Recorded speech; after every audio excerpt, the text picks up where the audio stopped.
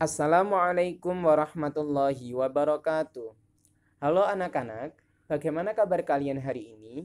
Semoga senantiasa mendapatkan perlindungan dari Allah Subhanahu wa taala ya. Amin.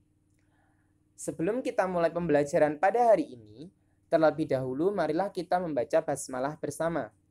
Bismillahirrahmanirrahim.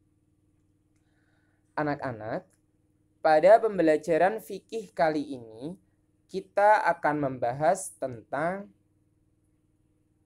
makanan halal dan haram. Nah, pada pertemuan kali ini, kita akan membahas terlebih dahulu tentang makanan yang halal. Apa makanan halal itu? Makanan yang halal adalah makanan yang boleh dikonsumsi, bergizi, memberikan kesehatan bagi tubuh, bersih dan tidak menjijikkan, serta tidak ada larangan terhadap makanan tersebut di dalam Al-Quran dan hadis. Pada dasarnya, semua tumbuhan dan hewan beserta hasil olahannya boleh dikonsumsi selama tidak ada dalil yang melarangnya. Baik dalil yang melarang itu haram secara mutlak ataupun karena sebab tertentu lainnya. Allah berfirman dalam Al-Quran surah Al-Baqarah ayat 168 yang artinya, "Hai sekalian manusia, makanlah yang halal lagi baik dari apa yang terdapat di bumi, dan janganlah kamu mengikuti langkah-langkah setan, karena sesungguhnya setan itu adalah musuh yang nyata bagimu." Pada ayat tersebut, Allah memerintahkan kepada seluruh umat manusia untuk memakan makanan yang halal dan baik yang telah disediakan oleh Allah di bumi. Kemudian Allah menyeru secara khusus kepada umat Islam agar menemukan dari rezeki Allah yang baik dan bersyukur kepada Allah atas nikmat yang telah dilimpahkan kepada umat manusia. Selanjutnya adalah hukum kehalalan makanan. Hukum kehalalan makanan dibagi menjadi 3 macam. Yang pertama, halal menurut zatnya. Artinya adalah makanan itu tidak dilarang oleh agama, serta tidak ada keterangan di dalam Al-Quran dan hadis yang melarang untuk memakannya. Contohnya adalah nasi, telur, susu, sayur mayur, dan lauk pauk yang lain. Yang kedua, halal menurut cara memperolehnya. Artinya, segala sesuatu yang halal harus diperoleh dengan cara yang halal pula. Apabila sesuatu diperoleh dengan cara yang haram, maka sesuatu tersebut akan menjadi haram. Contohnya, mendapatkan uang atau makanan dengan cara mencuri, merampok, menipu, dan lain sebagainya, maka makanan dan uang yang diperoleh tersebut hukumnya menjadi haram. Yang ketiga adalah halal menurut proses atau cara mengolahnya. Segala sesuatu harus diolah dan diproses dengan cara yang benar menurut hukum Islam. Apabila segala sesuatu tersebut diolah atau diproses dengan cara yang tidak sesuai dengan hukum Islam, maka akan menjadi haram. Misalnya, menggoreng daging sapi dengan minyak babi.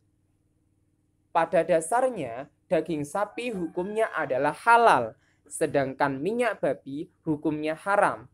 Apabila daging sapi digoreng dengan minyak babi, maka daging sapi tersebut akan dikenai hukum haram. Selanjutnya adalah jenis-jenis makanan halal. Jenis-jenis makanan halal yang pertama ialah semua makanan yang dihalalkan oleh Allah dan Rasul-Nya, maka makanan tersebut halal. Yang kedua adalah semua makanan yang baik dan tidak menjijikkan. Yang ketiga adalah semua makanan yang tidak memberi mudarat.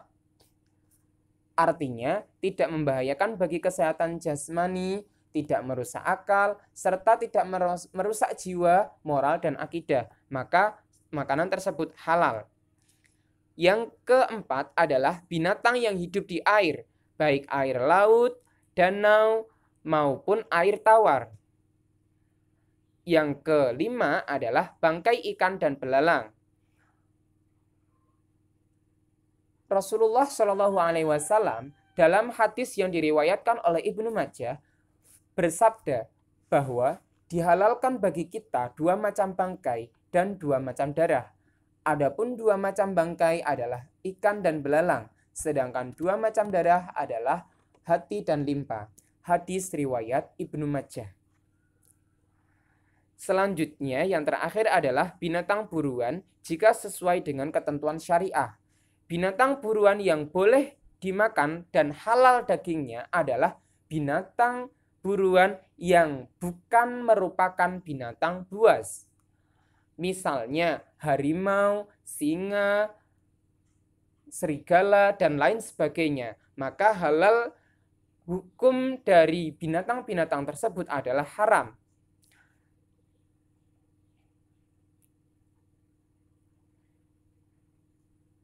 Selanjutnya, ciri-ciri makanan halal. Ciri-ciri makanan halal ialah tidak kotor, tidak najis, tidak basi, dan tidak menjijikkan. Yang kedua, tidak merusak badan, akal, dan pikiran. Contoh makanan atau minuman yang merusak badan, akal, dan pikiran adalah narkotika, psikotropika, dan zat adiktif lainnya. Kemudian khamr atau arak. Itu jelas dapat merusak badan, akal, dan pikiran. Maka jenis makanan dan minuman tersebut dihukumi haram. Yang ketiga, bermanfaat bagi pertumbuhan dan kesehatan manusia. Dilihat dari kandungan gizinya. Contoh sayuran, ikan, daging, telur, dan lain-lain.